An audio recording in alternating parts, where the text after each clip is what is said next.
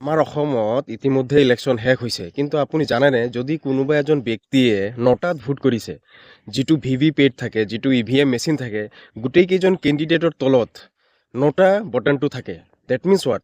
৯টা বটনটো যদি ওপৰৰ কোনোবা এজন কেণ্ডিডেট পচন্দ হোৱা নাই, তেনেহ'লে এই ৯টা বটনটো টিপি আহিব পাৰে। কিন্তু আপুনি জানেনে ৯টা বটন টিপি আহিলে কি হ'ব? আমাৰ ইণ্ডিয়াত যিটো ৰুল ৰেগুলেশ্যন ৯টাৰ কাৰণে চলি আছে, সেইটো হ'ল যদি আপুনি ৯টাত ভোট কৰে আৰু 9টাত ভোট কৰাৰ পিছত যদি কোনো এজন প্ৰাৰ্থীও নিজিকে, ৯টাৰ ছেকেণ্ড পজিশ্যনত যিটো কেণ্ডিডেট থাকিব সেইজন উইনাৰ হৈ যাব।